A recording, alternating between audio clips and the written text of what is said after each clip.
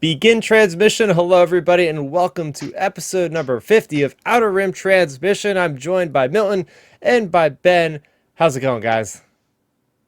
What's going on, man? It's glad to be back on the podcast, ready to talk some Star Wars. Oh yeah, it's always great to be here on the podcast.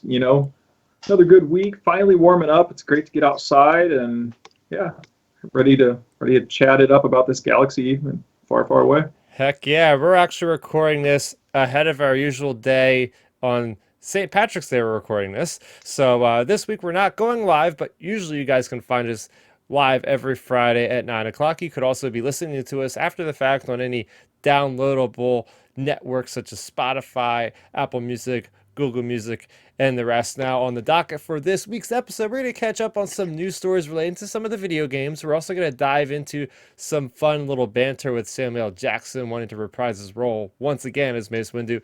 Plus, we got some more things on the thing that could have been with a big story plot point in Obi-Wan Kenobi and more on the show. So we're going to just kind of dive into our week in Star Wars. I had to kind of halt the production of the show before we got recorded because I had a great thing that it dawned on me.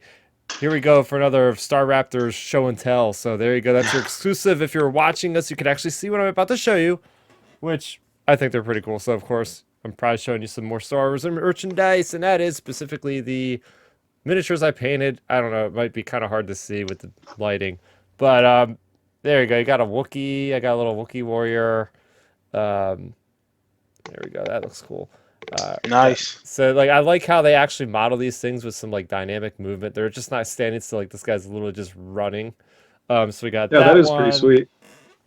These are all from like the Kashyyyk battlefield or whatever. So you got the one with the actual shield. This is pretty neat. Has like defensive capabilities and whatnot. Um, and the last one, I have many of these, but I'll show you one more. Not a Wookiee, but in fact a green little guy. Finally have Oh, Yoda in the nice. game. Nice. And I love, and they actually give you enough to make two different versions of Yoda in the box. So there's one where he's like just standing on flat ground, but I like this like dynamic pose jumping. And if you go ahead and you compare the size of these little guys, it's pretty cool how you can actually see how much Oh, you can bigger the definitely see that Wookiee is. scale. Yeah, It's Oh a good wow. scale. So that's pretty cool. yeah, I've been kind of working hard with my spare time this week to try to get these guys done.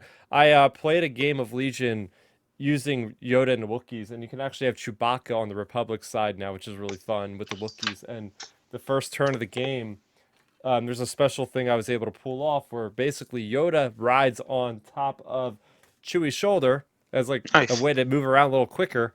And then from there, I was able to go against Cassian Andor and like force pull Cassian Andor into base melee contact with Chewie, and then Chewie just basically pummeled Cassian to death as you could imagine. So that was a lot of fun, and that's what I Nice. did on Monday night. Planning on going back this next Monday, and I'm going to be having a fun fight against Separatists. So yeah, I'm back in the Legion again, and it's good because I'm playing around with all these new units. I also have the Fluttercraft I showed you guys last week, I believe, and that's basically like a bombing thing. Like you just run it across the table, and it just like drops like thermal detonators. So that's a lot of fun, Okay. a lot of cool gameplay.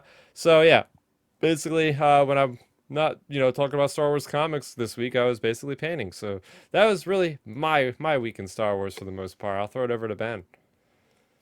Yeah, I mean, hey, that's a really good, productive, fun week in Star Wars for sure. My week in Star Wars wasn't as exciting, I would say, really. I didn't have any interesting things like nothing like that. I mainly was just thinking this week, you know, we all are interested in fitness and stuff around here. So, when I was like lifting weights this week, and even this morning, I was thinking about it. I was like, man, I wonder like, you know, how the Jedi like are training fitness wise. I mean, they're all in relatively good shape. So it just makes Mm-hmm. you wonder. It makes you wonder, like at the Jedi Temple, like if they have like a fitness regime, like because, I mean, like unless the Force just makes you jacked or something, but I mean, it's just interesting. I was thinking about that. I was like, man, they're all in pretty good shape. Like, I wonder Huh. what in like Star Wars they do for fitness. If you Well, think about that, because they're all relatively athletic. okay, so in the High Republic, I will interject. The High Republic, there is a Jedi.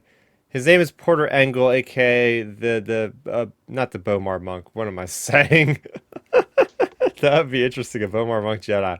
The Blade of Bardot is his like nickname that he's given, and you get to see this guy, and he's like the cook of the Jedi. Like he's at the Jedi outpost, and he's like basically making this thing he calls the 9 egg stew. He's not really in combat. He's like a little bit overweight, it looks like, because he's like the Right. Jedi cook. But he's also hundreds of years old. And he was in his prime, which we're gonna find out in Phase 2 when it goes back 150 years, we're gonna Yeah. actually see that guy in his prime. They have concept art of him being in shape, but it's like, Jedi are probably in their prime. They're all in their shape, but when they get older, the geriatric kind of Jedi, they don't really care so much. They start gaining some weight. It's like whatever. But Yeah. for the most part, there isn't really any like obese Jedi, I guess you could say, or anything like that. Yeah. That's what made me get thinking, because I was thinking about like all the main Jedi I knew. Like I was on the treadmill after I got done lifting, and I was like, man, I was going through every Jedi you could think of, and like they're all in relatively good shape. Like given obviously movies and everything, but I mean, I feel like you'd have to be in somewhat type of shape just because of like your missions and everything and Right. whatnot. So I don't know. It was just like an interesting little thing I was thinking about. Like, wonder what they do for that sort of stuff. Yeah, I mean, it's just because there's never really been in any of the canon. That's a really good thing. I haven't really ever come across, to my imagination, like any kind of like gym equipment. I guess when you think about it this way, maybe, I mean, if we had to put like a real world type training into it, I would say probably parkour, because like Yeah. if you look at Luke on Dagobah, he's swinging from vines and that sort of stuff. So maybe they train kind of like parkour athletes.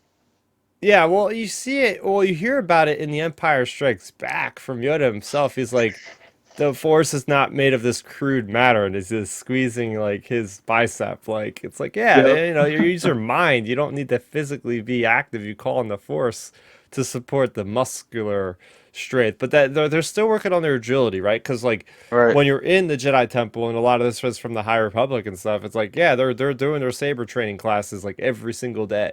And that's all very intensive training. It's all body weight training, but there's a lot of somersaults, a Yep. lot of plyometrics, right? A lot of plyometrics, a lot of power training, like just like a lot of force just in one moment, like jumping and stuff like that. So that is, I think, really where that comes from for the most part. Yeah. I would say yeah, actually, they're probably the best calisthenics athletes in the universe. Then I would say. Oh man, that's definitely something to think about. Like Yeah. if an author needs like an idea or something to be like, hey, like mention something about like training, like when it comes to just anything in the galaxy far, far away, because we just don't Hey, have hey, much about. hey, there we go. People complaining about Rey's lightsaber training in the sequel trilogy. I'm complaining about all these people's fitness, whether it be Anakin, Obi-Wan, Rey. How are they getting in shape? Or what That's about the new like hashtag. what Jack about Jedi hashtag. what about the clone troopers, right? All the clones of Django, like they're all super fit. Like how? I think that's just genetic cloning. Oh, that could be true. It's so That they could be. could be just maybe they're just built that way. I don't know. Oh, wait a minute though. Yeah. Because in Star Wars Rebels, as they age, you see them later on, and they're Yeah. actually like a little bit, I wouldn't call it overweight, but like they don't have as much muscle as they used to. Yeah, I Yeah. mean, I think that's just like again, that's the genetic process of them like probably aging a little bit slower than normal, but obviously it catches up to them. Yeah, see, these are Yeah. the hard-hitting questions of Star Wars that I like to dig into on a week when we have not as much news to talk about, because Hmm. I feel like this could be a rabbit hole where we're bringing up, oh, what about this species? Because they're not humans, so they would, grow differently. Like let's say like anything, right? Like a Twi'lek versus um, a Caldor or a Rhodian versus that, so it could be like just so many variables thrown in the mix. The Oh physiologies of yeah. the aliens, some aliens have like multiple hearts, like the Zabrix, Right. I'm pretty sure have like two hearts. So it's like, like a character like Darth Maul, like are they more physically fit because they have a better pulmonary system, perhaps? So Yeah. Talking about this type of fitness stuff, it is cool for anybody just to kind of connect to like even Kenobi's trailer last week.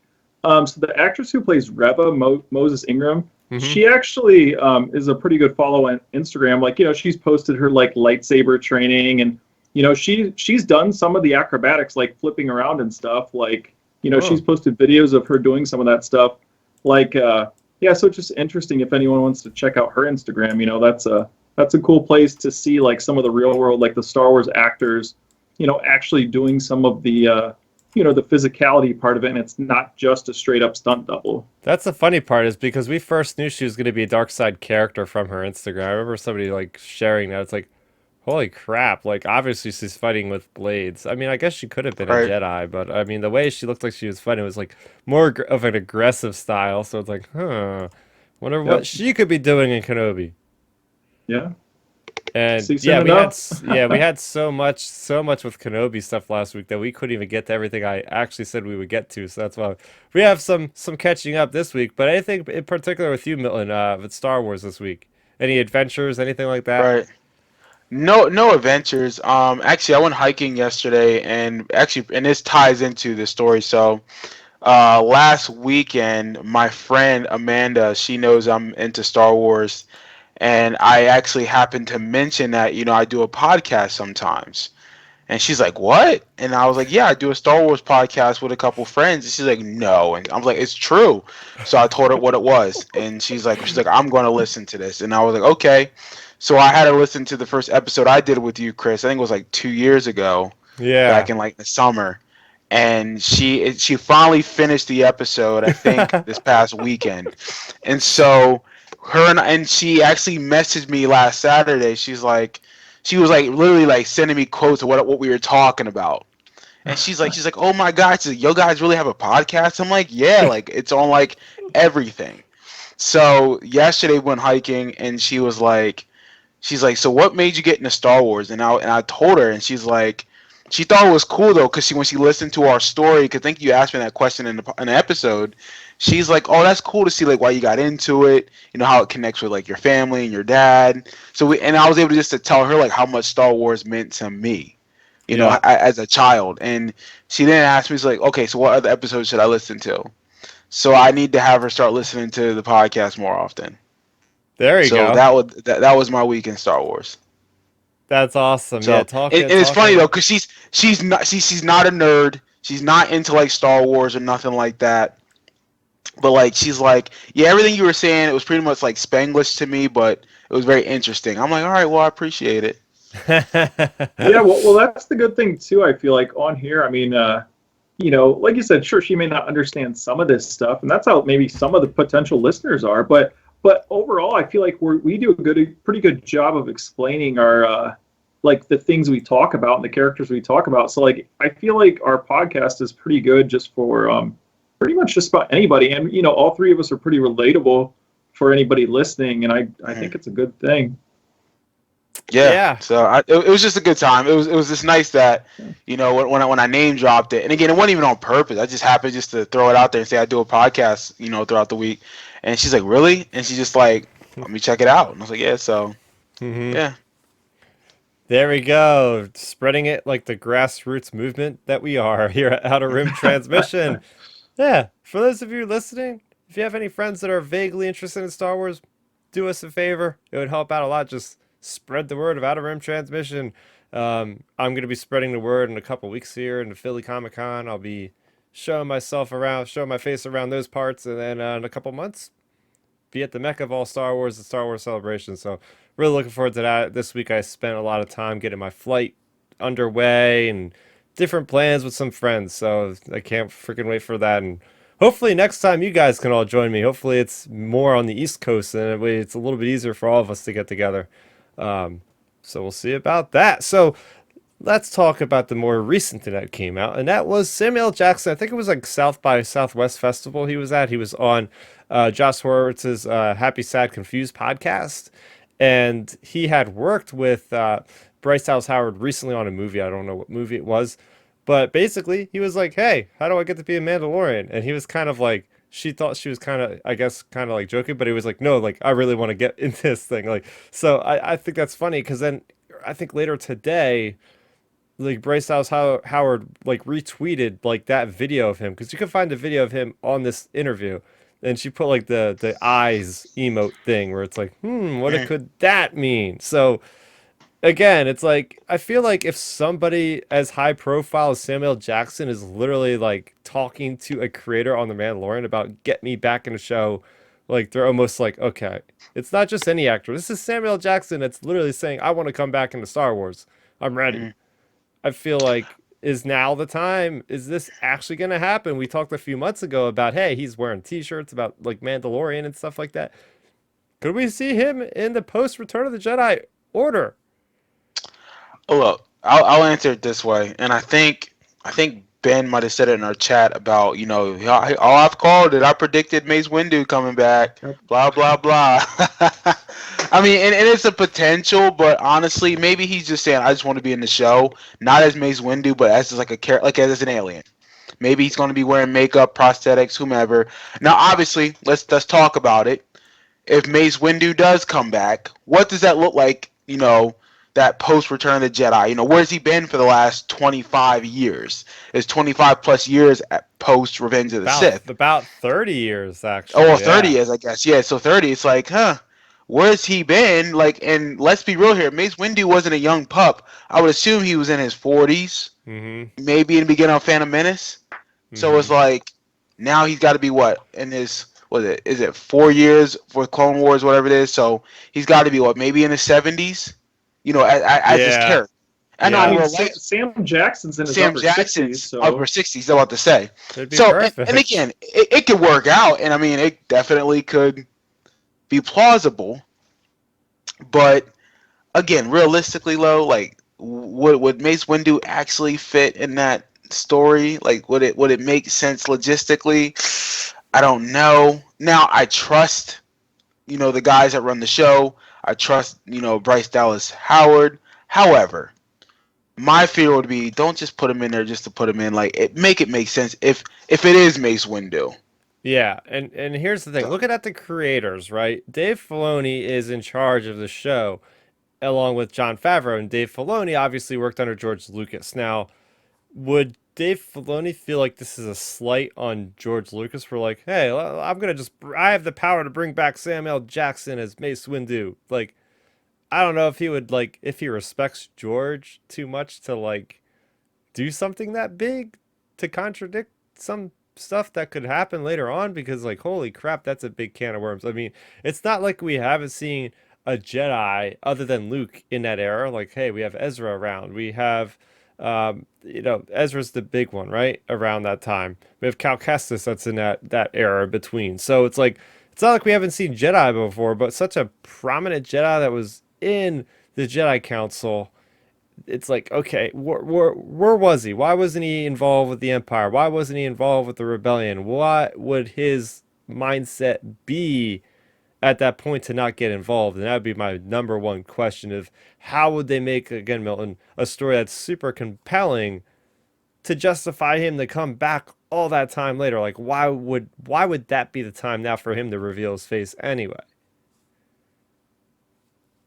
Yeah, I mean that's a good point, and that's where, and Ben, I'll have you jump in this because this is your thing, but it's like I just don't understand like what his place would be at that point. Obviously I think he'd want to focus on Palpatine because Palpatine cut his arm off, but then we all know Mace Windu from the legends of him being like, very like not vindictive at all, or he's just very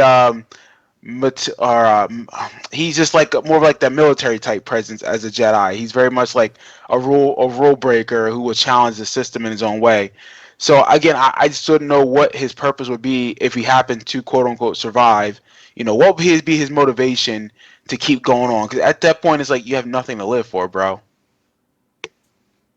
Mm-hmm. Yeah, I mean, you guys make really good points. My thing with Mace Windu is, I feel like there's a good chance he could be alive, and a lot of it comes to, okay, first of all, let's like address, so he got threw out a window. Okay, he obviously could grab onto a speeder or anything. I mean, we saw Darth Maul get chopped in half, fall down a pit, everything. Saw the Emperor get exploded. So anybody can live in this universe. Yeah. Mm-hmm. Facts about, well, let's be real here. Leia got blown up, thrown in outer space, froze. As a human.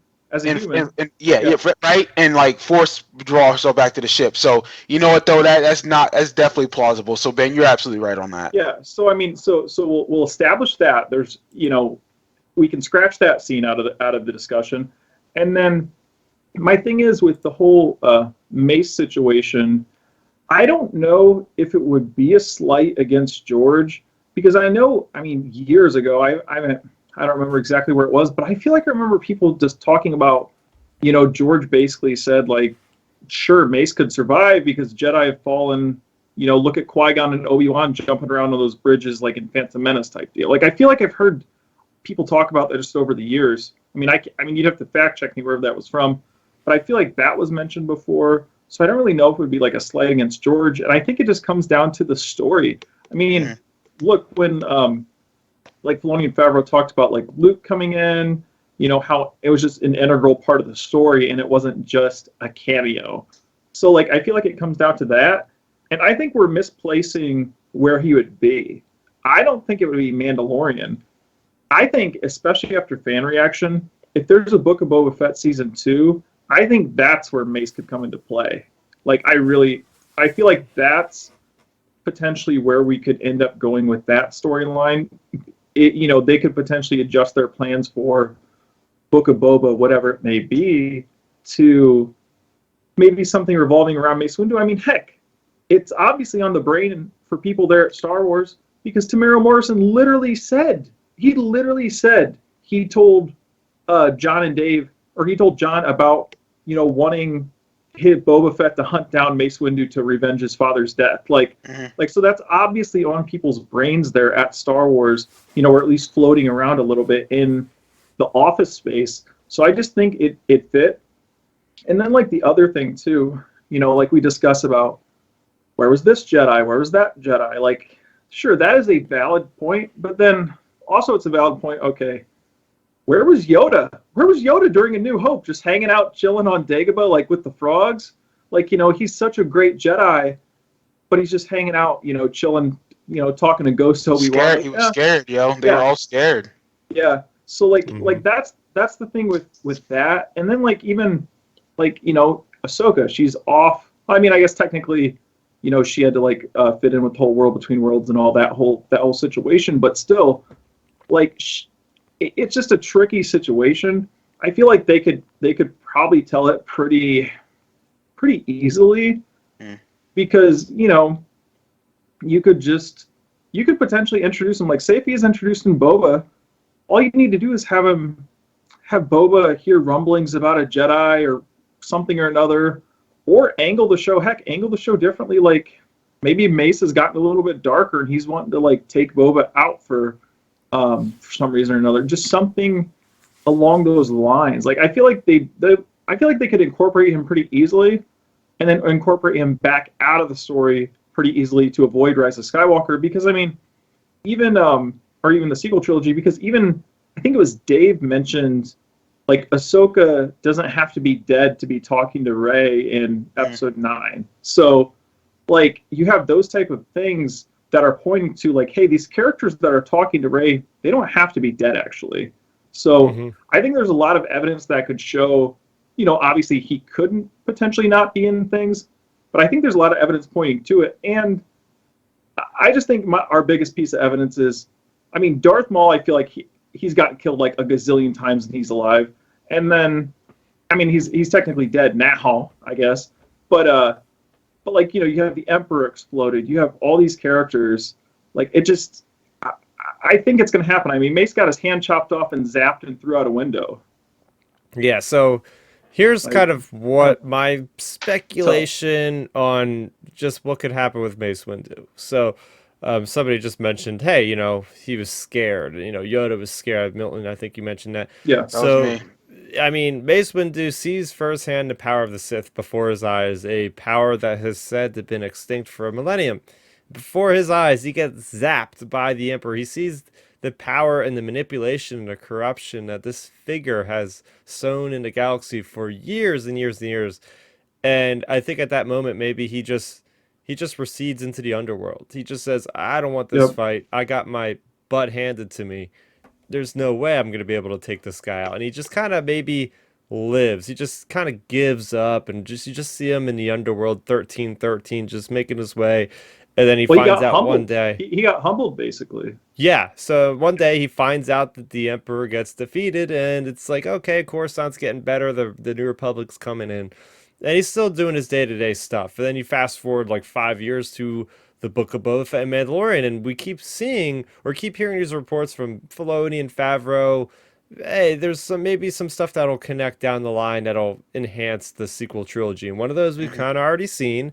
And in season 2 of The Mandalorian, you see like a tank of like a Snoke-like character or something. Maybe Mace Windu finds out about like how they're starting to clone and they're trying to bring back the Emperor, and maybe after some time of thinking about it, Mace Windu says, "Hey, I feel like I have a responsibility for the galaxy to perhaps try to help like keep this threat down." And then that's where his like storyline might intersect with some of our characters we've seen, and one of them Uh, could have been Boba Fett. You know, Boba Fett could be on a mission, and we have Mace Windu that kind of intersect to do the same mission to take out some of these clone capsules or whatever they could be. And then that's where it really gets interesting, because then you have Boba Fett that's like, "Oh, you killed my father." And Boba Fett's trying to kill him, and then Mace Windu actually has a different perspective and doesn't want to hurt Boba Fett because he feels bad, because in the Shatterpoint novel, which I've read recently, which is a Legends book, there's lots of moments where Mace Windu looks back and sees that as kind of a failure, you know, taking out Jango Fett and like seeing like a little like kid like holding up the helmet, like he's like, "Oh crap, like I just killed somebody's dad." Like, so I Mhm. can see like Mace Windu like having thought about all this stuff, kind of like Obi-Wan on Tatooine. Like Mace Windu in the Coruscant underbelly is going through his own kind of like penance, if you will. And then that's where we yeah, have the yeah, storyline. I feel like maybe yeah. that could be some way they can get it in there and not feel like it's just shoehorned in out of nowhere just for fan service. Well, that's a really good point, Chris. I feel like that could be a really good path they could take, and especially, let's say with Boba's new arc, because I mean, whether we like it or not, he's going down the hero arc. Let's say though, maybe when Boba interacts with Mace down the line in this Mando universe, they get into some type of epic fight, back and forth, back and forth, back and forth. Boba somehow disarms him and is getting ready to kill him, and then instead of like stabbing him like he did with Cad, like stab next to him or something, and basically say like, "I'm not going to be like you. I'm more honorable." Something like that. I feel like we could get, if they bring in Mace and do that kind of Boba versus Mace thing. I think we'll get kind of like a mercy moment between where Boba could kill him but chooses not to, Mhm. and just some other stuff to throw in there as potential pointers. Like even back in Mando season 2, when we were leading up to the finale, shortly after the finale, Samuel L. Jackson posted on his Instagram a picture of him with like a Boba Fett shirt on, and the hashtag was just like hashtag Mace Windu, hashtag this party ain't over yet. So it's like, okay, what is there? That was a couple years ago. Was there potential talks for future projects? Because we know Ewan's been talking to them forever. It seems like about a Kenobi series. So it just makes you wonder. Potentially, when Sam Jackson posted about that, could have that been like the early stages talking about a future project with Mace? Yeah, I mean, the Lucasfilm has so many projects that we probably never even hear the light of day Mhm. about. Yeah. And I think they've been doing a pretty good job as of late, kind of keeping a lid on a lot of these things. Because like back in 2015 and like that era, it was like every other week we were hearing about, oh, the guy that's behind a lot of these horror movies is going to be doing a Job of the Hutt movie. Guillermo del Toro is going to be doing like a Job of the Hutt gangster movie. And we got these people over here, they're making a like a Maz Eisley Cantina movie or something like that. We got so many rumors, and now it's like, okay, they kind of brought it back, but that could have been one of those, right? So like, there's so many things that are in development. Just because the actors are talking doesn't mean they get off the ground. I feel like most projects probably don't get off the ground if you know. Yeah, well, that's why it's called Oh, being that's why it's called being in development for a reason. It's in development, and that's just simply talks. Mm-hmm. Mm-hmm. yeah. And the big thing at the end of the day, I feel like that as well, Sam Jackson could like kind of, if he would push for it as well, he could easily say, "Hey, look, I mean, of course, Disney knows it, but you could easily say, hey, look how many fans I have who've talked about this potential comeback for basically 17 years now. Like, I feel like, there's traction there. He could basically pitch to them like, hey, this could actually be a big thing for you guys as like a big, basically explosion for even more for your Disney Plus shows. Just for like PR, obviously the story, everything. Because I was talking about this with one of my friends the other day. Unfortunately, like, I feel like we live in a time of your movie or series, they're judged on cameos at this point. I really, really do believe that, because look at all these examples. We have basically the entire MCU has been, of course, there's great stories in the MCU, love it, whatever, but a lot of their credibility has been built on cameos from other projects. So, yeah, take the new Spider-Man movie, for example. Like, you can't look at me with an honest face or tell me the truth. If I would say cut out Andrew Garfield and Tobey Maguire and their surrounding characters from their movies, cut them out of that movie, would you have still been as hyped for that movie? Probably not at all. Probably not. So, like, I just really think a lot of people bank on cameos these days. I mean, look, that was part of the critiques of like the early stuff with Boba Fett, and that's why we got excited when Mando showed up, because it was a cameo. Like of course it was a great cameo because he's a great character, as well as Luke. But these cameos are so powerful. I mean, look, Luke blew up the internet. Grogu, even though he's a new character, Baby Yoda blew up the internet.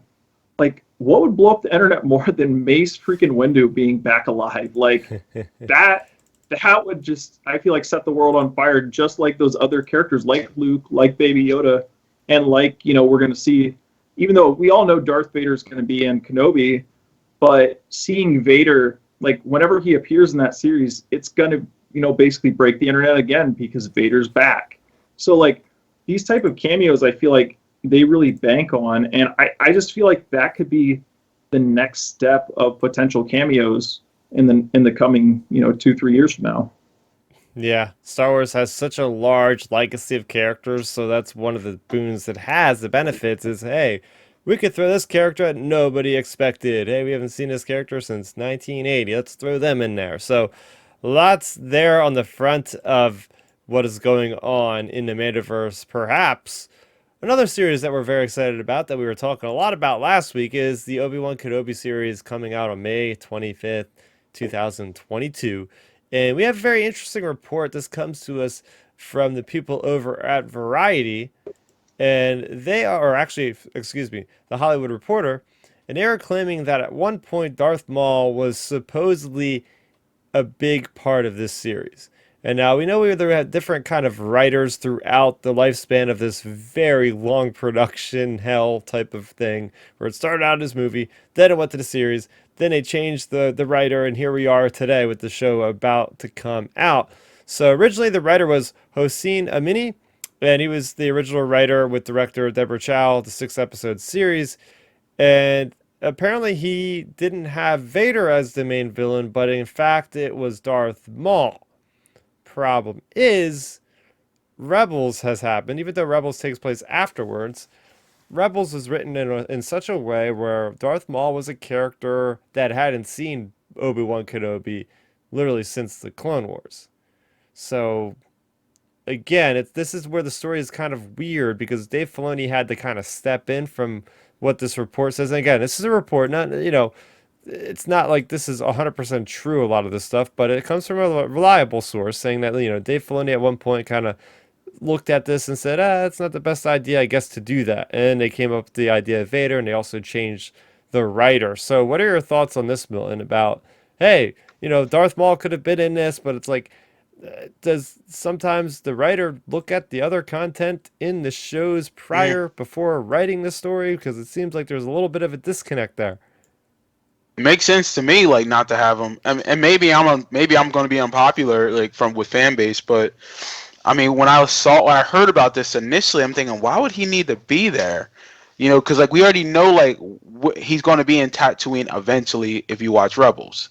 You know, and like how that, and I love how that ending with those characters worked out. It just made sense story wise, character wise, and just overall, you know, conclusion of that rivalry. Spoiler alert if you haven't seen it. Um, when it comes to the show, I think that'd have been too much. I think there's no need to have uh, um, Darth Maul or Maul in the Obi-Wan series because we're focused on Obi-Wan and his journey over those first 10 years of being in the desert watching over Luke. And obviously the Inquisitors, obviously Darth Vader. It's like, where does Maul fit? Mhm. Because if Maul shows up, what's Kenobi's focus? Is going to be obviously Maul focusing or focusing on Maul and why is he there and protecting Luke. Then what if the Inquisitors show up? Then what's his focus? Well, it's got to be Maul still because he's his rival from the past. But the Inquisitors might be here because they sense a force sensitive kid. But then what if Vader's like, you know, creeping around? Then who's the focus on again? It's Maul, now the Inquisitors, now Vader. It's like, wait a minute, there's too many people in here. You know, there's too many subplots that need to be accounted for in their 6 episodes. Like, how can you manage 3 dominating personalities and villains, you know, in this miniseries? It just wouldn't make any sense. So Yeah. I think, go ahead. No, finish your thought. No, I'm about to say I think it just doesn't make sense for Maul to be there. I think Maul right now is at this point he's still. I'm assuming he's still trying to build up his Crimson Dawn was and it all. Crimson Dawn and whatnot. Like he thinks Kenobi's dead because we see proof of that in Rebels when he reads the holocron with Ezra. He's like, wait, he's alive? Yeah. And he goes crazy. So right now, Maul thinks that Kenobi's done or he's not around. Mm-hmm. So why would he come to Tatooine to look for Kenobi? Or be at least Exactly. in that story? This reads like somebody didn't do their homework. Yeah, I'm saying like it's like and look, trust me, I think we all hear Maul. We think, okay, we want to see more of him. I ain't gonna lie, we love those characters. Like if they want to do an animated series with something with them again, great, I'll watch it. But live action, no. This is Ewan McGregor. I care about Ewan McGregor. I care about Hayden Christensen, and I care about the Inquisitors and how they tie in everything. I don't need Maul in this story. We've seen how that's going to play out. We've seen other stories with Maul in animation that is great storytelling.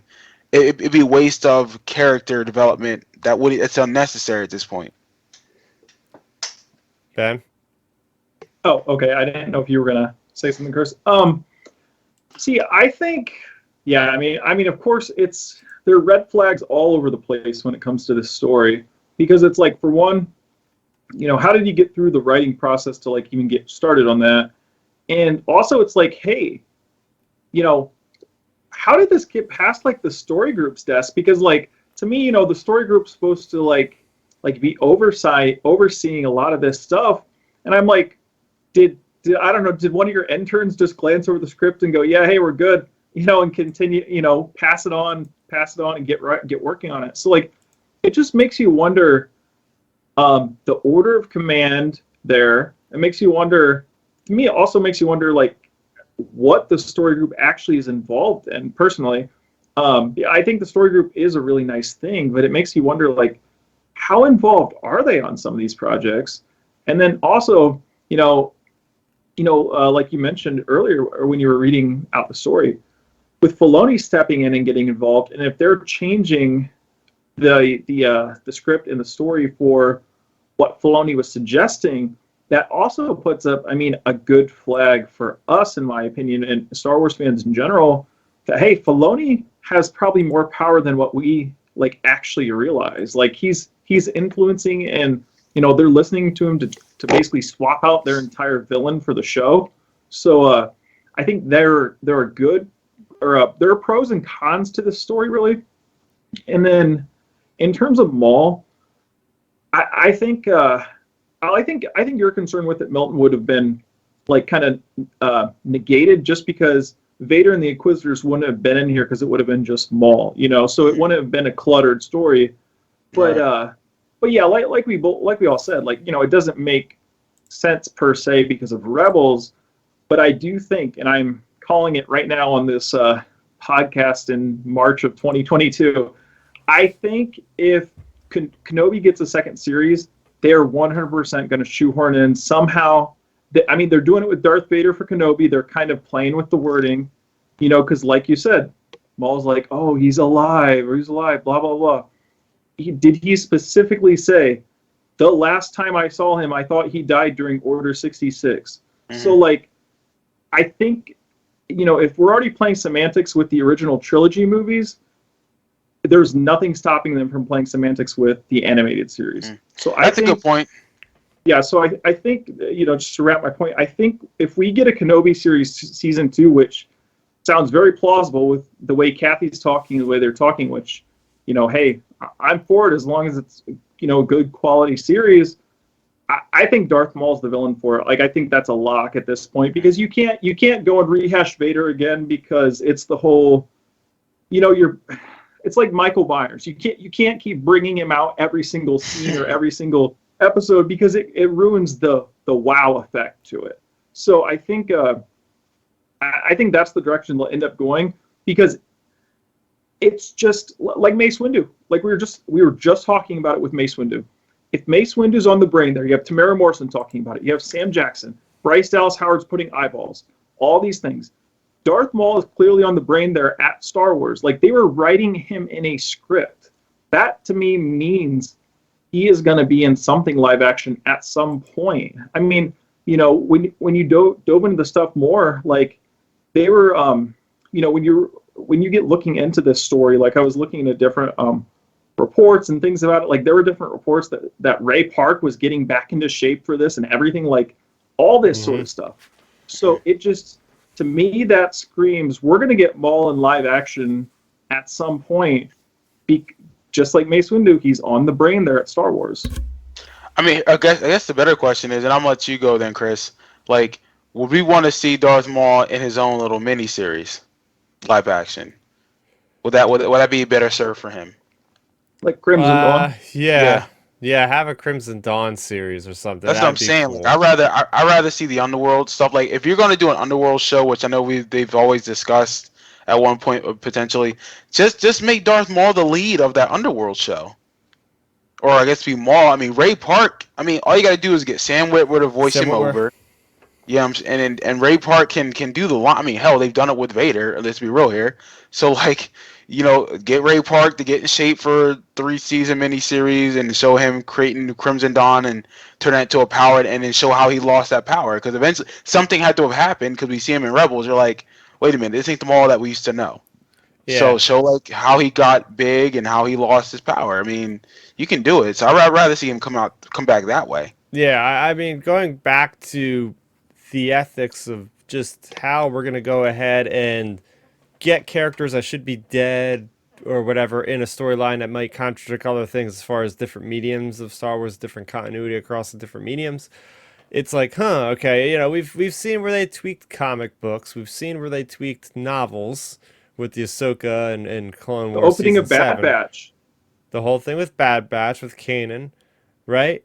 Were they seriously thinking about maybe almost kind of retconning the animated series? Because I really think, like, once you get to like on screen anything, I feel like that needs to be set in stone, and it really shouldn't be contradictions at that level, because that's where like most of your fan base is watching. I mean, I'm sure there's a very small percentage, I don't know what it is, of like the people that read the comics versus the people that watch the shows. So it's like, you don't want to have that kind of retconning going on. If that's what they were gonna maybe even do, maybe that's how it got that far. Then they're like, all right, let's do one final pass to Dave Filoni, and he's basically like, no, don't do this. Right. I mean, here's the thing though too. I think go ahead, Ben. Oh, I was just gonna say, I just think a lot of this comes back to my thing of, if you can kind of retcon / twist arm of A New Hope with Vader's line for Kenobi, I think you can do it with anything. You're not wrong. No, that's the thing. You're not wrong. But here's my thing though too. Because Vader and A New Hope are infinitely bigger than Rebels. Mm-hmm. Yeah, and I agree with that statement. Well, you say you can look, if you manipulate it right. we're gonna watch it and we're gonna be like, oh, okay, I can see this working, whatever. But here's the thing: I think Chris made a good point about the power that Filoni kind of wields at times, or what Yeah. we think he might have. And let people, I think, forget he was groomed at one point to be the next George Lucas in his own way, shape, or form. Like he was working side by side, and I think he's probably more knowledge. This might be blasphemy to say, but maybe he's more knowledgeable with Star Wars than what George Lucas is. And I'm not saying that to be ignorant, but it's like Filoni knows this universe. I've seen him not just talk to fans like us or just Star Wars people in general. I've seen him at like round tables with other actors discussing what Star Wars is and what it means, and in different interpretations. It's like he knows his universe. He knows how to develop these characters. He knows these characters. So Yeah. I'm glad that he stepped in and said, no, this will not work. This should not work. And Kathleen, I'm glad, backed him up on it. Yeah. See, and that's actually you bringing up Dave, like knowing this universe. For anybody that didn't see, go and watch the behind the scenes documentary from Mando, where he was talking to the other directors, and he went over the whole reason about Anakin being like the chosen one and everything, and like it was a real deep dive and on the mythology of it and all that. And like that shows how much he cares about Star Wars. Like I think that's a big thing to be reminded. And as you said, Milton, as well, in these type of conversations, like I'm definitely one of the biggest Kathleen Kennedy critiquers, but hey, this is one where I have to give her props, like, because she could have just overrode Dave and said, no, this is what the people we hired to do. You're technically not even on this project, you're just consulting. So like, we could just go along with this, but for her to like back him and say, yeah, we're going to rewrite the script, like hats off to her. Like I do feel like the thing is with Kathleen Kennedy, she's been polarizing over the years, to say the least, with some of these moves. But I feel like since episode 8, for the most part, like her batting average has been pretty good. Like she's been doing fairly well on most of these projects that have came out. Like Rise of Skywalker was going to be what it was going to be just because of the situation they were put in going into that movie, I feel like. Because, like, think about it this way. Rise of Skywalker, they basically just said, like, not to sound too not politically correct, but they basically said, you can make this movie and say screw you to episode 8, is basically what they said. So, like, the thing is with that, like, for them even allowing to make some of those moments in Rise of Skywalker, like the Luke grabbing the lightsaber saying, don't disrespect the Jedi's weapon, all these different things, like, I feel like there's so many instances where they're improving, they're listening to the fans more, and like, hey, that's like props to Kathleen Kennedy, because she's greenlighting these projects for the most part that we all liked since Last Jedi. So it's like, hey, at least things are generally on the upswing overall for Star Wars. And this whole Maul, changing the Maul character out of Kenobi, like, hey, that's another good check mark. Yeah. So as we get closer, more and more details will probably pop out about all the different production issues with this series, going from movie to series and different writers and all that. But we'll keep you guys in the know as we go through that. So 2 stories I want to finish up this week that we didn't have time to talk about, both video game related. We'll start with the one that's more of a non-issue right now, and that's the Star Wars Eclipse game. And it has since come out where, the people are like, hey, the developers were like, we never got delayed because we never announced the release window to begin with. So take that with what you will. But we basically have a report from Tom Henderson at X-Fire saying, hey, they have been having trouble staffing for the game. We got this game revealed in an awesome CG trailer back at the Game Awards in December, and people have been really excited about this, but there's also been people that's been a little bit on the fence about the game simply because the studio has not been the greatest in terms of reportedly they're talking about, slander or slurs against certain people, which is not cool at all. So there's been a lot of pushback against the game, and I think a lot of that has to do with the staffing is having problems because people don't want to work for a company that is frankly not a fun company to work for. So Now there's reports saying that this game could come out as late as like 2027 at this point. Oh my Yep. god. So again, this could be one of those situations where maybe they shouldn't have announced the game this far out, first of all, because when Facts. you show something like that, like people want this game next year, not 2027, which is literally another 5 years from now. Another thing was this game was meant to be built. The developers at Quantum Dream are developers that do like narrative games. What I've heard this game is like from the reports is it's more of an open world action adventure, which is definitely not what this game company is used to doing. It's like Hmm. not in their wheelhouse of game types. So they're going to have to staff up their company with people that know how to make these sorts of games. So that's why it could take so long, because then they have to make the engine. They don't even have the engine yet. They have to actually like make this engine from the ground up to actually handle the game before they actually start programming it. So that's why like this thing is so far down the road. I mean, I'm not that. Yeah, am I disappointed? Yes, but when we also see like the roadmap or the actual complete list of all the other Star Wars games, I'm okay with that. I mean, yeah. So it kind of sucks. They probably announced this a little too early. And I hope I hope the heck we see the game get the light of day, because we've had a lot of other Star Wars game projects that have kind of come and gone and never actually came out. A lot of them from EA. This is not an EA published game, but nonetheless, Hmm. it's kind of sucky that way. So Okay. This is the one department I've been ultra disappointed in since they were bought by Disney. And I'm not blaming this solely on Disney's people. I mean, because again, video game companies are independent, usually contract with a video game organization slash company. I get that, but this is why you should never got rid of LucasArts. Okay, LucasArts was fire. Now, didn't they just rebrand and call it Lucas Games or something recently? I Lucasfilm thought Games, yep. Lucasfilm Games or something. Whether that's LucasArts B or whatever it is, LucasArts needs to come back because clearly they knew how to make games that were fire. Now, was every game perfect with LucasArts? Absolutely not. We know there were some duds in there. I'm sure there were. I don't know them off the top of my head. But most of the time when a Star Wars game came out, whether it's in the late 90s and 2000s, everyone was playing them. Whether it's the Battlefronts, Revenge of the Sith, Obi-Wan Kenobi on Xbox, Rogue Squadron, whatever. I mean, again, there's multitude of games. Hell, Super Star Wars on Nintendo 60, or excuse me, on Super Nintendo, Super Empire, Super Return of the Jedi, all fire. Hmm. But ever since 2015, it's like the game's been trash for the most part. Now I know like Fallen Order has been nice, and again, I have that game, I haven't played it yet, and that's why I haven't played that game because I'm still like kind of salty. I still play Revenge of the Sith. I'm actually in the middle of playing what I just played this past week, Force Unleashed. I played the expanded edition of the Jedi Temple, and I'm actually working on doing Tatooine and Hoth.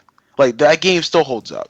Like give me those type of games. It's like, man, like this thing with Eclipse. It's sad to hear, man. And Chris, you know more of the details than I do, and I don't know really nothing. I don't know nothing about the whole slander. I guess things that were said about the company. If that's all true, that's bad. That's horrible.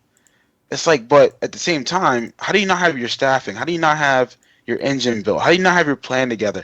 Why is there not a concrete plan, but you show us a trailer at this thing, and it's like getting us all hyped? Because I was actually looking forward to that game eventually.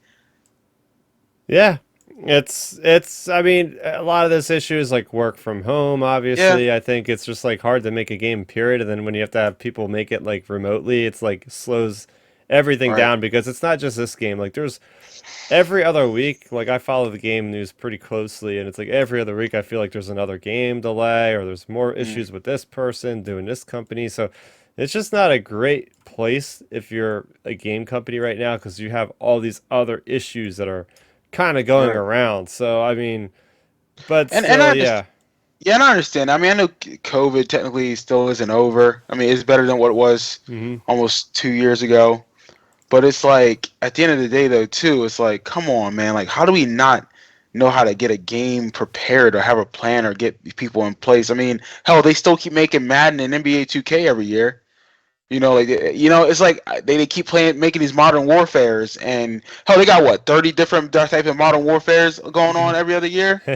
Like FIFA comes out every year. Like, come on now, like get it together, people.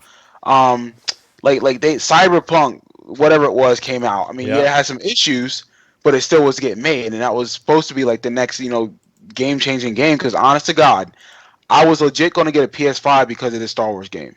There were certain games I was going to get for the PS5 was whenever they actually finally remake Knights of the Old Republic, Hmm. the eventually the new NCAA football that comes out in a couple years, the Spider-Man 2, and then the Star Wars game. That's the only way I was going to get a PS5, Yeah. and that probably won't happen now. Yeah. What about you, Ben? What are your thoughts on this? Yeah. Well, for starters, Milton, I believe some of the slurs and slander that was coming from one of the heads of this Mm, studio, from what I've read. So that's where I think that's crazy. a lot of the hiring and the staff problems came from. Like it was one of the higher ups was the ones doing the potential like slurs and slanders and things That's crazy. towards the people under them. So like that's where I think people are having a big issue with the company. Is like, why would we go to a company with a boss like that? So like, That makes sense. Yeah, that makes sense. Now you're telling me because I didn't know this, yeah, and it's like if yep, your head is out here using whatever yep, racist terms, slander, bro, I ain't trying to work there either. I don't care how much money you paying me. Hmm. yeah, yeah. That was my understanding months ago when this came out. Was it was one of the heads there. So that's why they're having those issues. Which, like you said, you can't go to a company like that. Like that's unacceptable for like any Right. type of workplace, and especially if you're going to be releasing a game like from Disney. Like you can't have that type of an environment. So like you have that issue, of course. And then, as you mentioned, Chris, you're announcing the game so far out. They're talking 2027. Like, I think, well, get this game and everybody involved with it a plane ticket to Ryan Johnson Trilogy Island because I think it's a game that we're probably not going to end up seeing, honestly. Like, I think they're going to just let it go, let it kind of, especially with all the controversy because whenever articles get released, like when this article specifically got released, instantly the hashtag came out blackout eclipse or blackout Star Wars Eclipse, like to basically say don't make that game. And it was instantly trending under like the game or like the entertainment section because people, obviously like have such an issue with the culture at that company.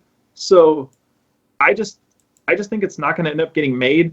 Or unfortunately, if it ends up getting made, I think there's a good chance it is going to be really trashy, like really choppy, have a lot of like updates and patches. Like, sure, we have games getting patched all the time, but I think there's a good chance like this game could be like really patch heavy potentially. Look, I mean, Chris, I remember you playing Cyberpunk.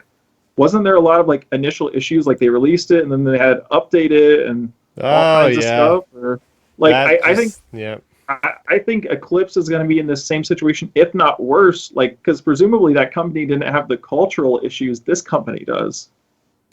Yeah, no, they treated their employees. They supposedly have what's called a crunch when you really give your employees a lot of work to do in a really short amount of time, and it gets people stressed out, obviously, because they're trying to get the work done, and they have to spend overtime that they don't really want to do, and so they had issues like that. But it wasn't like literally like Cultural, making yeah. fun of people because of things that they gravitate towards and whatnot, Mm. orientations and whatnot.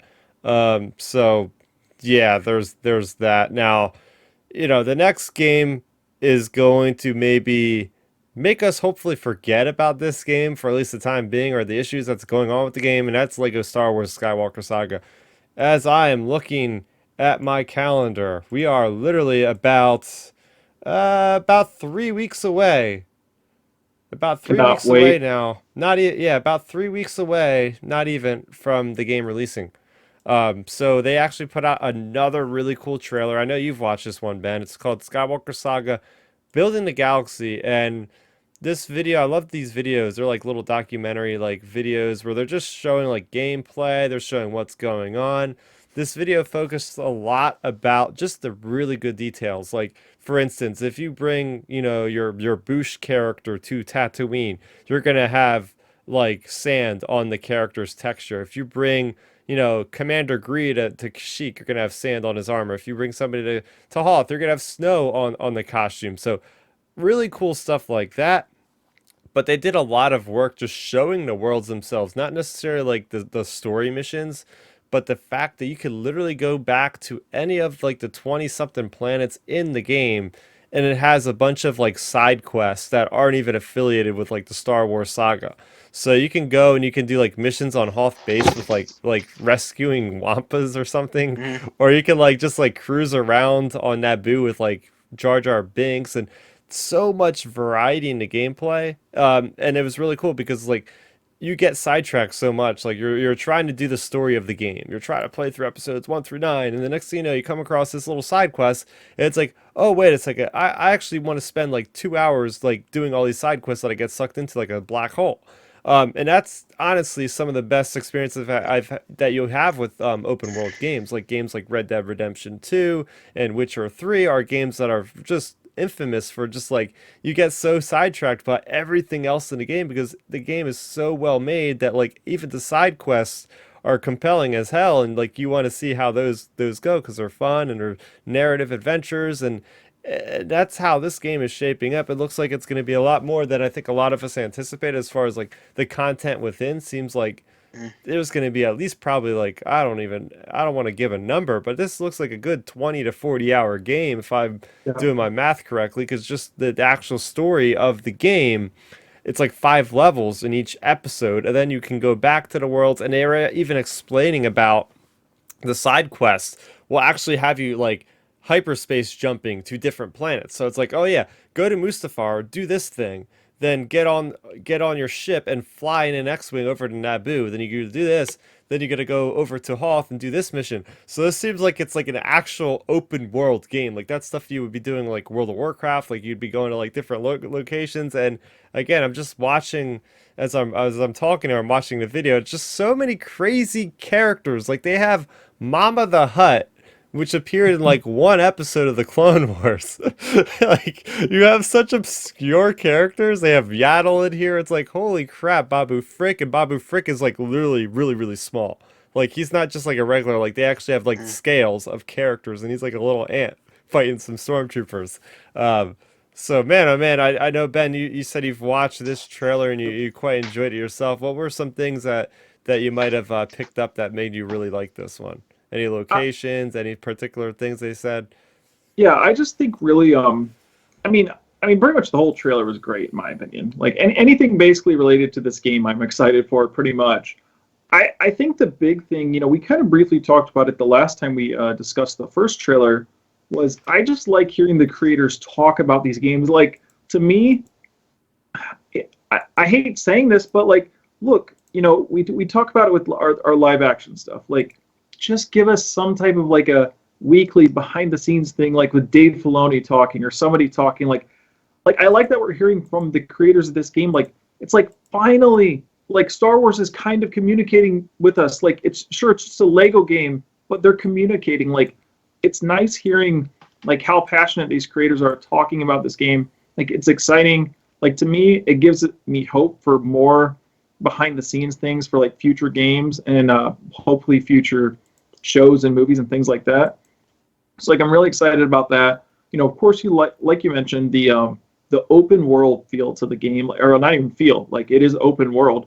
The open world aspect to the game is like so awesome because what has been like the lacking flaw of any Star Wars game, no matter what it is, like over the whole history of Star Wars. Like, we want a game where we can go and just explore the galaxy for the most part, like at your own free will.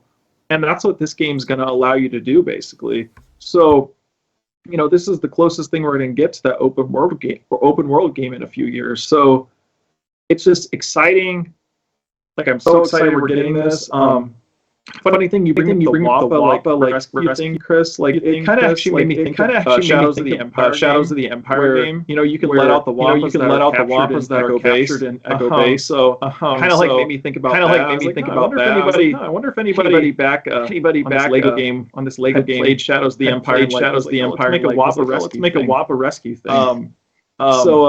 So yeah, like there's like little things like that. There's like little things. As you mentioned, the scale of the characters are pretty good. And just overall the in-depthness of the game, we've talked about it. We've talked about it when we were discussing these Lego games. To fully beat the Lego games, you have to probably play 2 or 3 times with different characters throughout. Play through the whole game like twice, because that unlocks different aspects of the game. So it's just exciting knowing they're still incorporating that because like God, this may sound like old person in his upper 20s, early 30s, complaining about new kids video games. I feel like too many games nowadays are just too easy. Like the campaigns are just too. I don't know. It's just like almost like participation awards. Like hey, let's make an easy enough campaign. Once you get through it, you don't ever have to touch it. So it's nice seeing a game as simple as a Star Wars Lego game. You're gonna probably have to play through it 2 or 3 times because that'll allow you to complete the versus just having to play through it one time, never touching it again. I like that they're actually making you have to work the achievements in these Lego games. I think you're on mute, Chris. That's the best one. You could actually play through the story and then go ahead and actually have all this extra content to do after that. Yeah. Look, you guys know how I feel about the Lego games.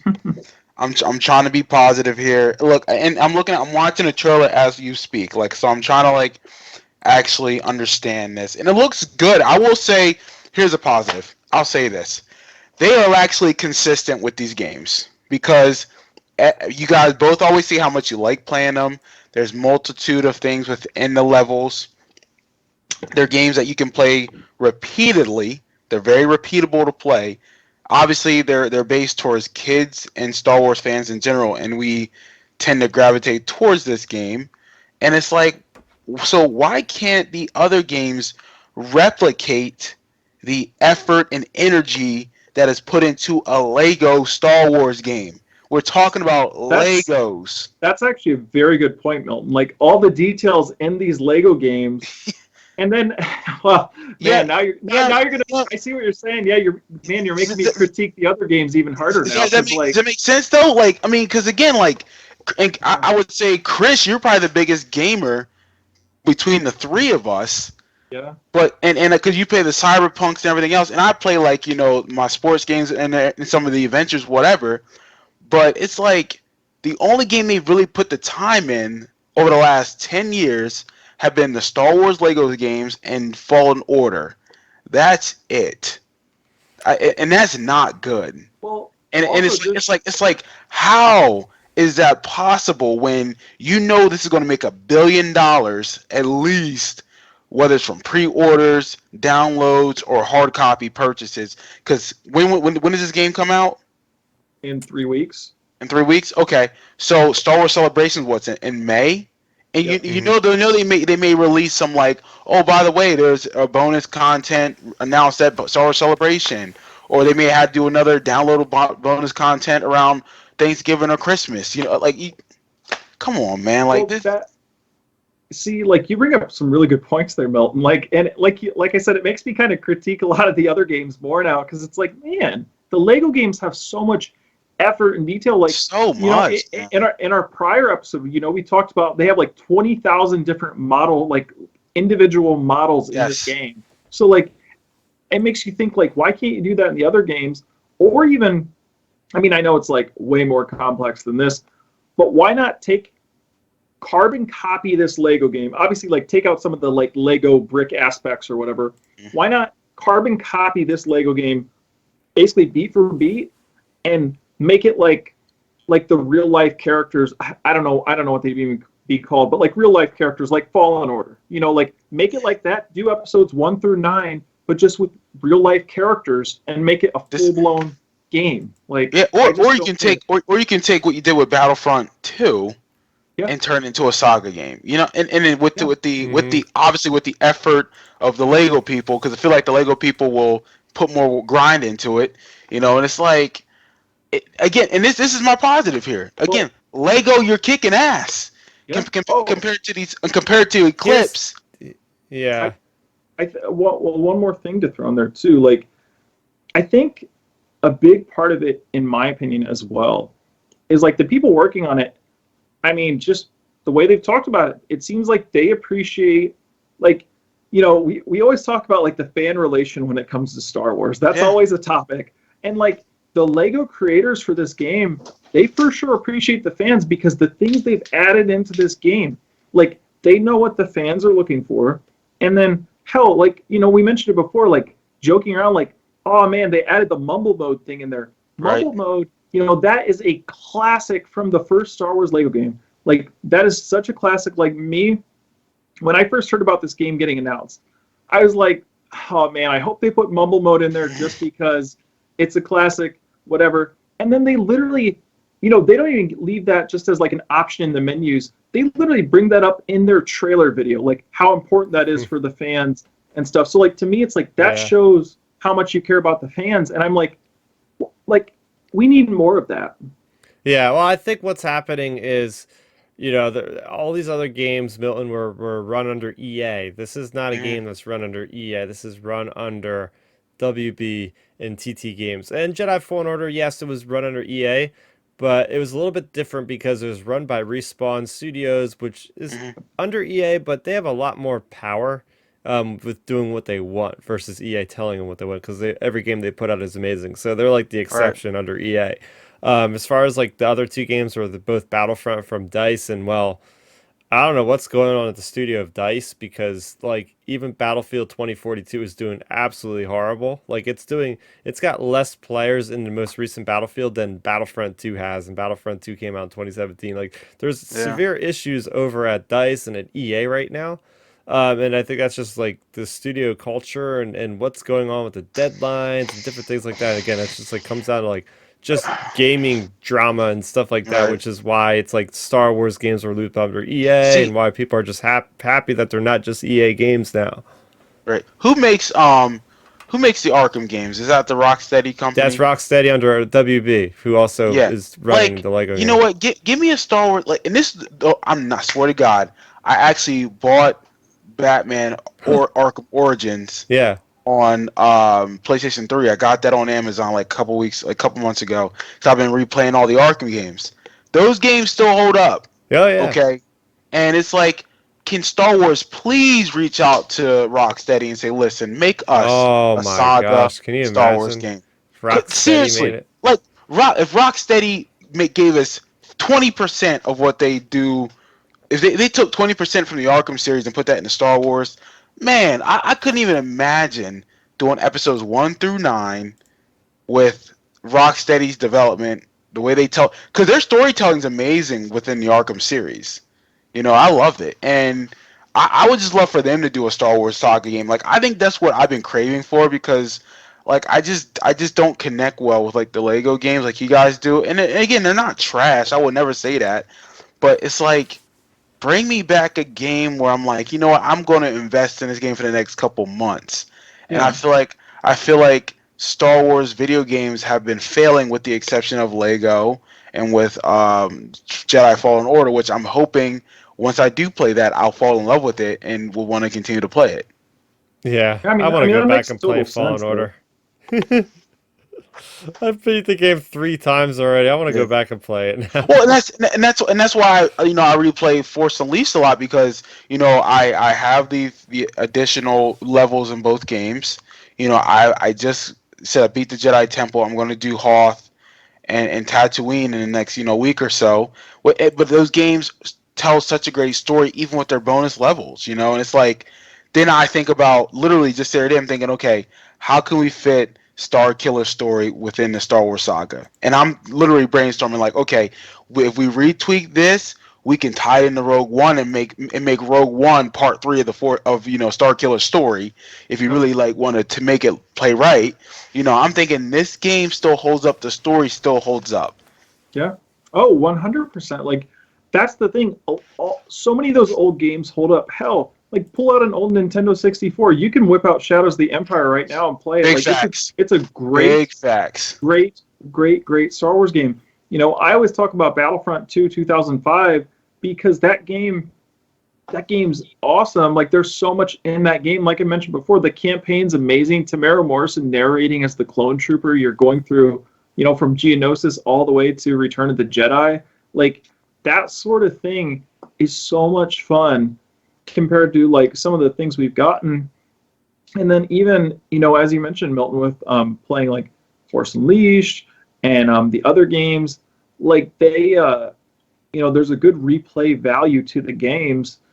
Like even like me, for example, like I still play Battlefront 2 2005 because I still actually haven't completed all my classes because with every like blaster rifle, sniper rifle, pistol, rocket launcher, the fusion cutter, those different things.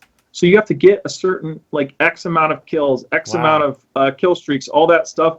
Like with the blaster rifle, for example, you have to play, like you can't die and you have to get like 30 kills and you can't die, mind you. So it's actually very, very tough. But you have to do that like a total of 300 times or something. All right.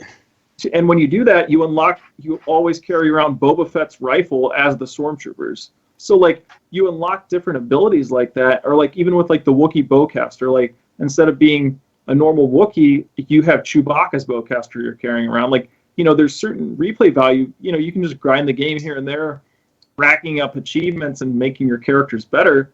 And it just makes the game, the game's a lot more fun in my opinion versus, a lot of the games nowadays, it just seems like not even in Star Wars, like It's lot of games, microtransaction. It's just microtransactions and it's just, hey, play through the campaign, we'll get your microtransactions and then you can just keep it moving to another microtransaction game. Yeah, I mean, there's been a big transition. I mean, a lot of that actually is starting to go away. Yeah. Like Star Wars Squadrons, the flight game that came out almost 2 years ago now, that had zero microtransactions. A lot of games companies have realized, like, oh crap, people just don't want this anymore. Look, we're spending $65.99 on these games. I'm not trying to spend another $100 on like trying to beat it. Like, come on, bro. Yeah. Here's the thing. Like Ben, I'm gonna use your line like you always do, and I'm gonna use it for video game people. We ain't that hard to please. Okay, Star Wars fans aren't that hard to please, especially video gamers who are like the Star Wars. Tell us a complex story with a somewhat challenging game, and we'll invest into it. Trust me. Yeah, add a little replay value. You're good to go. Yes, we'll lock it down. Mm-hmm. Yeah. Oh yeah. Like so about a few weeks ago, I was over at my grandparents, and we have the old Nintendo 64 over there. It's just like our family one, like all of us have had over the years. Mm-hmm. And I was playing Mario 64, and that game still has great replay value because there's so much to do in that game. Because you can beat the levels, or you can go through and try to collect all the stars and beat the levels. Like, so there's so much to do, and it's challenging. Like, even though it's an old game made from like 96, 97, whatever, that game is still challenging because there's still parts in it. I was dying. Like, there was one part, you have these like big ball chain dog things that like shoot out at you when you're walking. Yeah, I forgot about those. Yeah. And like, I died like 10 times in a row, and I was like, okay, let me pause this. I need to get a drink because this is driving me crazy. Ben had to get on YouTube to look at how to beat this level. Yeah, I was just like, okay, I literally can't get past this thing no matter what I do. So I was like, I need a break. So like those type of games though, they're challenging, but they're fun, and they keep you immersed, and there's replayability. Like that's where they hit all the check boxes. Where a lot of games, at least like you mentioned, Chris, they're transitioning away from microtransactions and things like that. But I still think a lot of games have a ways to go before we get back to that kind of like late 90s, early 2000s feel of gaming where it's like these games are immersive and they're fun. But then again, I guess that was back in the era where you had to make a game and it had to be good enough because it wasn't going to get patched. Like once it's out, it's out. Like, that's a good point. That's I guess a different thing altogether. So Chris, I have a question for you then, Chris, and I guess for both you and Ben. Yeah. If you can have your ideal Star Wars game, what would you want it to be? And I'll go, Chris, you start first. It would basically be like what I just seen they released for the Harry Potter Wizarding World game, the Hogwarts Legacy. It's like, all right, make your own character and go play in the Star Wars sandbox. You get Mhm. your vehicles, you go to, in this case, instead of traveling to different areas around Hogwarts, you travel to different planets. It would almost be like this Lego Star Wars game, except it would be like your own created character. Mhm. And that way, it wouldn't be beholden to the canon as much, and you could spec out your guy, make him how you want. Basically, Mhm. be Star Wars Galaxies. I mean, I kind of have that in a sense with Star Wars: The Old Republic, but make it Right. more action based, less turn based. Make it more action based, kind of like the combat from Jedi Fallen Order. But just go around like Red Dead Redemption 2, and we're gonna get an open world game from Ubisoft. Hopefully, they, as much as I like the Assassin's Creed games, they are formulaic. Same thing with Far Cry. So hopefully they can do a better job of like not littering as much like crazy stuff on the screen that you have to go do at once, but make it more exploratory focus. Mhm. Hey, there's a person over here. What do they want? Stuff like that. So that's what my game I'm looking forward to be. Okay, and my next Yeah. question to you, Chris, again. If you could have a video game based off of a Legends story, what Legend story would you want? Just remake Shadows of the Empire. I knew Chris was going to say that. All right, Ben, go ahead. Yeah, for me, I would have to say, pretty much what Chris said for the most part. Like, I would be honestly totally fine. Like, this may sound crazy. I'd be fine. Forget a campaign. Just give me a Star Wars game. Create your character. Log into. You can make it somewhat offline, where people can play it offline. But give us an online game where you just log in and create your character and go explore the Star Wars universe with everybody else doing it. Like, and if you run into bounty hunters, you can take them out or whatever. Or you basically, like you said, make it like Star Wars Galaxies, but like expansive on the consoles, where like, hey, we could go and like I could go and hire Chris and Milton to go take out my other buddies, like in a bounty hunters guild, and then like it registers, like if you guys go and do that mission, like you guys will take 20,000 credits from me for that bounty, like different things like that could make it interactive and fun, and just go explore like the galaxy, because I think that's the issue. Star Wars fans, I feel like I've said that forever, even like well before our podcast, well before the Disney purchase, like back in high school and everything, when we were gaming with Battlefront, some of the stuff, playing Battlefront 1 and 2, and even the Kenobi game. Actually, the Obi-Wan Kenobi game is a great Good. example of exploring the Star Wars universe, because you explore the underworld of Coruscant, you explore all these planets, you explore all these things, and you really get immersed in Star Wars. And that's something that we're just missing, is like an immersion into Star Wars. Like that's the type of game I want. Just something we can just log into and just go explore with other people. Like, I think it would be a blast. And then what Legend story would you want turned into a video game? Man, that is a tough one. So Chris said Shadows of the Empire. Okay, so let's just say Chris's game's created, so I don't have to say that. And then I would say, really, what Legends game?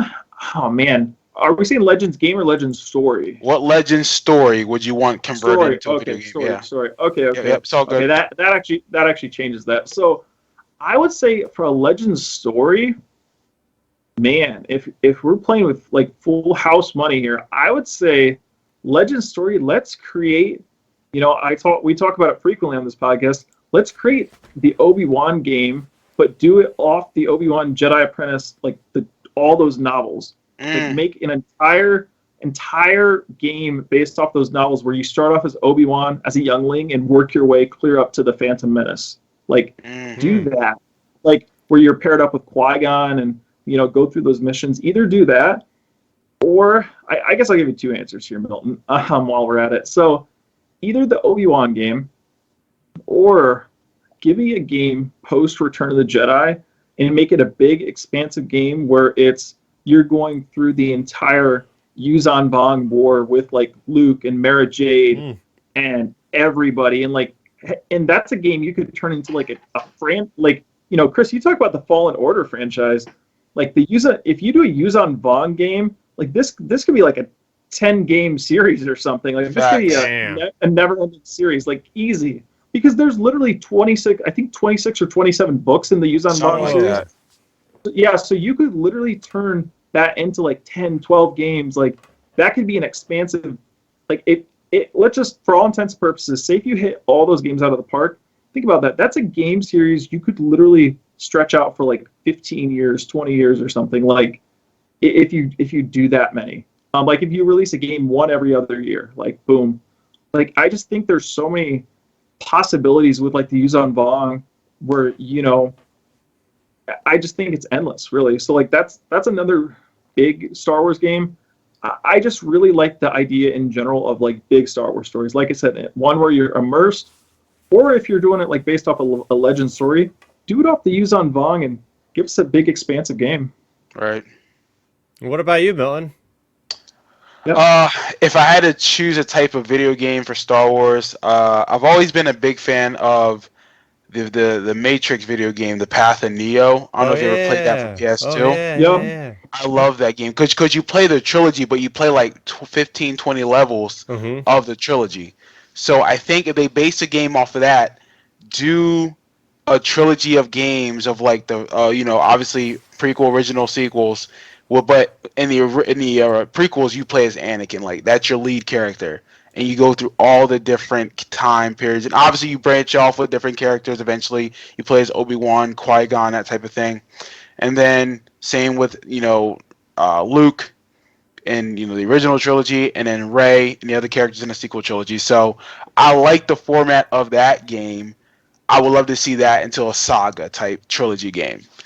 My Legends story, I'll go with two. One that should have been made will be The Force Unleashed 3. I would love to see where that story would have ended, especially with that particular character, and then with that cliffhanger, spoilers, they capture Vader at the end of number 2.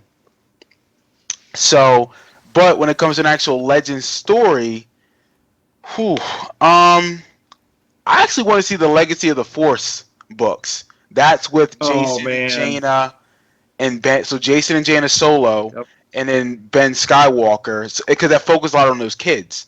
So, and obviously when Jason becomes Darth Kaitis, and he has a secret love child, and pretty much he's replicating Anakin's story in a way. And then Lamaya, who's that dark Jedi that Vader saved, that was trying to kill Luke the whole time, and I want to see that turn into a game. Chris, Well, I know no, you read. that's where he got the Boba Fett dying storyline, where he had Yes, to find where the he got missing clone. Yeah, He had missing to clone find the stuff. missing clone. Mm-hmm.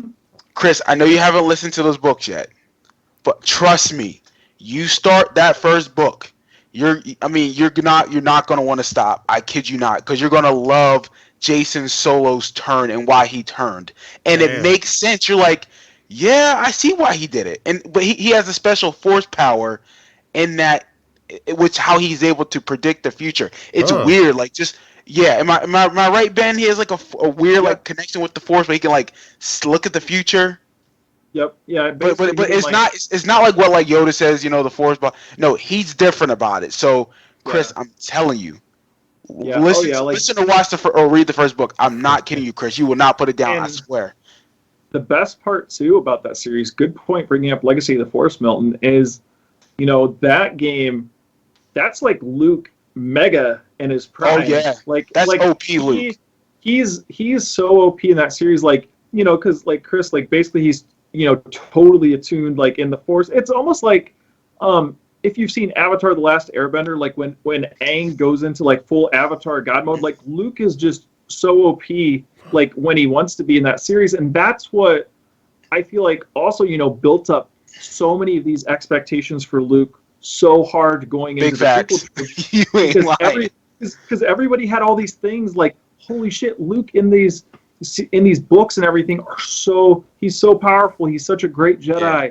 Like he does have flaws because like he's in love with Mara Jade and all these things, and then it really built up Luke. Like I remember, Yeah. I mean I'm sure you remember the one book, Milton, where they basically fake out Luke's death in it because he was like in space and he gets shot down. I believe it was by Jason.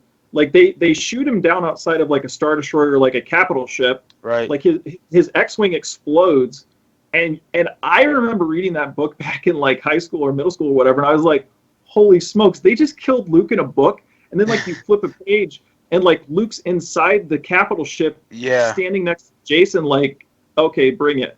Like, Yeah. so like, you know, they made Luke so OP, and that type of storytelling would be so much fun for a video game, in my opinion. And but here's the thing, like but that was, and I'm gonna let you wrap this up, Chris, or I'm just getting excited about these books. I love them so much. Like Jason is that dude. Like honest to God, I swear this is why I think my expectations were so messed up with the movies, was because of those books, because they tell such a great story with those it, Milton. with the twins. Yep. Even though it was another twin replication, it was way better than Luke and Leia's story. I think it got better because Jaina is low key the hero of that whole series. Like Jaina is actually more badass than most of the characters, but they write her well. And Ben Skywalker, he's no dummy, and like they just write the characters so well. And even spoilers, what's her face has a daughter. Boba Fett. Boba. Remember he has a daughter. Boba, really? And Boba. Yeah, Boba has a daughter in that series too. Yeah. Yeah. So I mean, Chris, I'm telling you, read the first book. I guarantee you're gonna be like, guys. What is it called? I think it's called The Bloodline. Legacy of the Force. Legacy of the Force. Is it Bloodline the first book? I'll look it up as you're doing your thing, Chris. Oh man, yeah. I mean, that's the thing. I'm so, as you can see, I don't add much to that conversation. I've never read any. I've seen the action figure of Jaina, at one of these conventions I went to. So that's about as much as I know about the character in a flight suit, a TIE fighter flight suit or something. Oh yeah, you would love this series, Chris. I feel like if you get started in this series, Chris, you'd be hooked, and he'd be messaging us, Milton, going, "Man, guys, I'm on to the next book already." Yeah, I mean, I'm just saying, dude, the fire. So the first one is called, I think, Betrayal. Oh yeah, I've heard of that. That sounds accurate. Yeah, like I mean, Chris, I kid you not, like just the titles are fire, dude. Like the covers of the book are fire. I mean, Chris, I know you love the artwork of Star Wars. Like they're so good, Chris. I'm not even joking. I love the one cover with Mara Jade on it is great. Yeah, they all hold up. Inferno. That's Inferno. Great. That's the one with Luke with the saber on, like he's got the lava. But yeah, it's called Betrayal. That's the first book. Mm-hmm. Just Chris, I'm not kidding you. I know you. I know you, bro. You're going to be like hooked. So there you have it. I have Shadows of the Empire. We have a vote for the Yuzong Vong game series as well as the Legacy of the Force game series. What are your guys' thoughts on bringing back a Legend storyline and adapting it into video game form? We want to know. Sound off your thoughts in the comment section down below. So, you know, a week where we caught up on a lot of things from video game news, the series, a lot of speculation due to Mace Windu. Tell us what your thoughts are on Mace Windu, by the way, as well. Would you like to see him come back post Return of the Jedi? All that fun stuff. But again, if you guys are listening to us, you can watch us mostly every Friday live at 9 o'clock Eastern. Today was an exception. You can also listen to us on a podcast streaming platform. Just search Outer Rim Transmission. We also have that t-shirt store at teespring.com. You can search up and get yourself some merch. As for this upcoming week, it's going to be pretty light on my end unless there's some crazy trailer breaking. I'll probably just be talking about the comics coming out later this week or next week or whenever you listen to this. What about you guys? You up to anything interesting this upcoming week? Honestly, not really. Nothing busy this weekend. I think I'm just gonna hang out with some friends. I might go golfing again. We'll see. It depends on if the weather is consistently nice. But honestly, I think it's just a time to just relax. And I know the weather's changing, so I'm hoping for some more consistent weather so I can get outside more. But yeah, I think with Star Wars, you know, being a little slow right now, I think we're in kind of that lull period until, you know, the push and your promotion of, obviously you're going to Star Wars Celebration in May, and you're also going to that fan expo, which I'm still considering going in Philadelphia. I haven't, you're almost getting me to go, so I have to just make sure I figure out my schedule. But yeah, man, just relaxing and enjoying this weekend with friends and family. There you go. What about you, Ben? Yeah, I mean, same here. Pretty much, it's just kind of relaxing, enjoying the nice weather, working out as always. Like, I mean, that's always a fun thing to do, lifting weights pretty much every day, and just slowly dieting like I have been the last few weeks. Just chipping away. So yeah, nothing too exciting. Yeah, just a relaxing weekend. Um, yeah, that's pretty much it. Probably talking Star Wars randomly with people on Twitter or you guys in the chat, I'm sure. Yeah, I mean, and then also, for anybody who is concerned, continue to like avoid Kenobi spoilers because they are out there. Like that is an actual thing. So just keep an eye out for that when you're scrolling through social media comment sections about Kenobi. So there you go. You can follow Ben at Real Ben Maynard and Milton at Milton Weber. I'm not looking at the chat. Milton Weber 7. How could I forget the 7 on the end there? It's all good, You man. can follow me, Chris at Starrapter. Looking forward to talking to everybody next week. Join us live next week, and we'll be doing something fun, whether it be news or other things that we might have cooking. Hope to see you guys next week, 9 o'clock Eastern, for us here at Outer Rim Transmission. Thanks, everybody, for watching. This was episode number 50 and Transmission.